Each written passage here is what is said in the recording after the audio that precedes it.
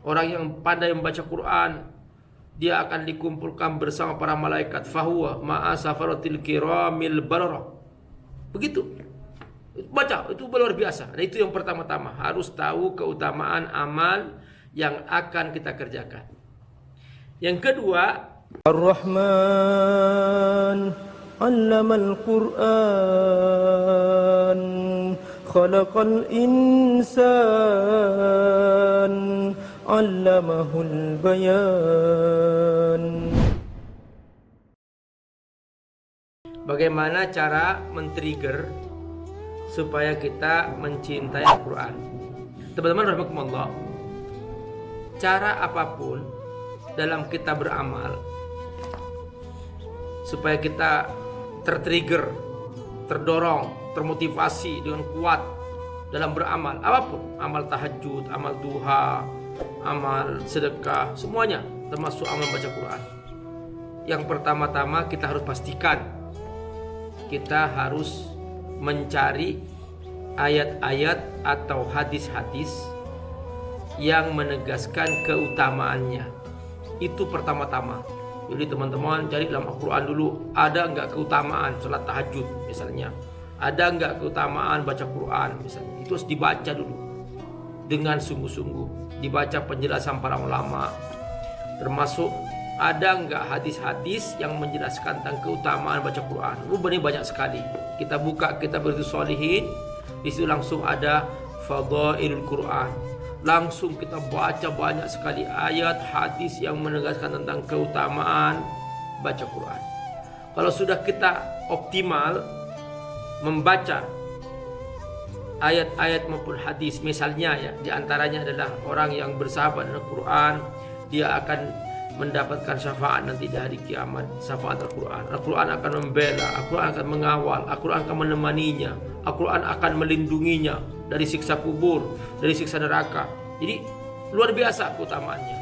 Jadi Al-Quran nanti akan menjadi pelindung di padang mahsyar. Ketika dia berkumpul di padang mahsyar tanpa ada perlindungan sama sekali, Al-Quran akan menjadi pelindungnya.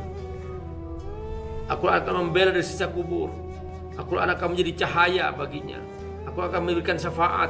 Dia seperti orang berjalan, seperti makhluk hidup, dia akan membela. Begitu teman-teman. Itu kalau kita baca luar biasa. Dan nanti orang yang tidak membaca Quran, mulutnya seperti rumah tua yang rusak. Orang yang pandai membaca Quran, dia akan dikumpulkan bersama para malaikat. Fahuwa ma'a safaratil kiramil bararah. Begitu. Baca, itu luar biasa. Nah, itu yang pertama-tama, harus tahu keutamaan amal yang akan kita kerjakan. Yang kedua, cari teman untuk sepakat. Ini kita sudah punya komunitasnya, sudah punya kafilah sholihin. Ini kesempatan teman-teman. Jadi supaya apa yang kita dapatkan ilmu seperti ini menjadi amaliyah, kan?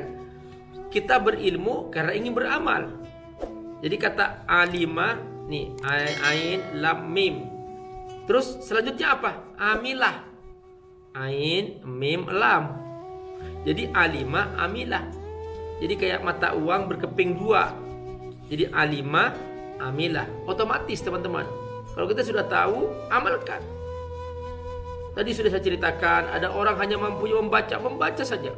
Ada orang mampunya, dia hanya menjaga Qur'annya, dirawatnya, diletakkan di tempat yang tinggi, dikasih parfum. Ada yang begitu karena kemampuannya, dapat kemuliaan. Tapi memang Al-Quran bukan hanya untuk itu. Membaca ada 5 minimal teman-teman. Pertama, membaca at-tilawah. Kedua, memahami al-fahmu. Kita sudah sekarang memahami.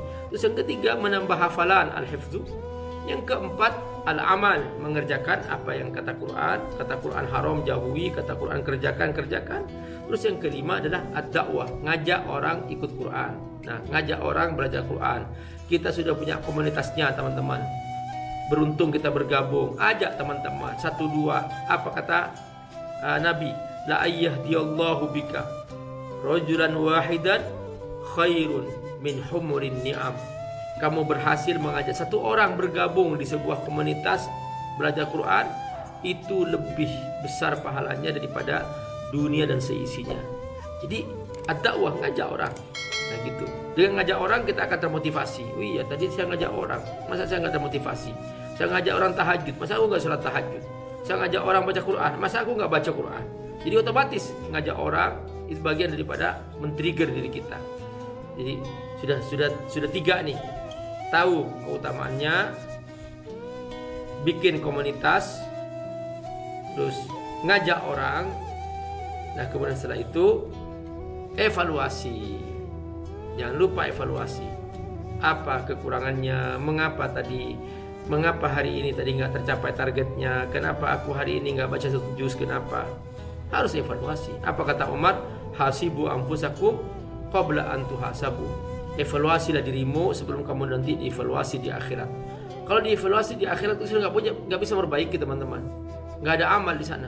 Jadi kalau sudah kita misalnya terlanjur sudah masuk akhirat, terus mau dievaluasi, udah nggak ada gunanya. Itu sudah hisab namanya. Kalau sudah hisab, sudah pilihannya antara surga dan neraka. Itu namanya hisab. Kalau sekarang evaluasi, kita masih ada bisa memperbaiki. Begitu.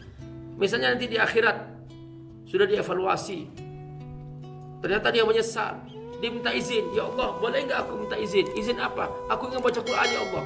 Kata Allah, closed, udah tutup. 1 lembar, 1 halaman ya Allah, no, closed. 1 ayat ya Allah, no, closed. 1 huruf ya Allah, no, closed. Nggak ada amal di sini, nggak ada amal. Di dunia sudah aku beri kesempatan beramal, kamu nggak beramal, udah no way. Nah itulah di akhirat. Jadi akhirat itu nggak ada amal, teman-teman. Amalnya kapan? Sekarang kita beramal. Di akhirat hanya menuai buah yang kita dapatkan, yang kita kerjakan selama ini. Makanya dikatakan ad-dunya daru amal wala jaza. Dunia tempat kita beramal, nggak ada balasannya. Wal akhiratu daru jaza wala amal. Akhirat adalah tempat kita menuai buah amal kita, tapi nggak ada amal di sana. Nah itu yang harus kita pahami, dan itulah cara men-trigger diri kita supaya kita konsisten, istiqomah dalam bersahabat dengan Al-Quran. Assalamualaikum warahmatullahi wabarakatuh. Sahabat Abi Amir rahimakumullah. Di pesantren Abi Amir, pesantren Fat, ada sejumlah santri yang berdatangan dari berbagai belahan negeri, dari Papua, dari Alor, NTT, ya, dari Sulawesi, dan banyak sekali dari Sumatera. Mereka menghafal Quran dan mereka belajar ilmu syariah. Teman-teman, kesempatan membayar zakat untuk mereka, berbagi, berinfak, insya Allah semua yang Bapak Ibu berikan akan menjadi amal jariah yang kelak disimpan di surga. Dan mereka, para penghafal Quran, akan menyambut kita di surga dengan mahkota-mahkota yang indah. Ayo bersama-sama berbagi untuk para santri penghafal Quran, mereka duafa dan yatama di pesantren Fat yang Abi Amir asal di Kampung Sukawangi, Sukaumur, Bogor.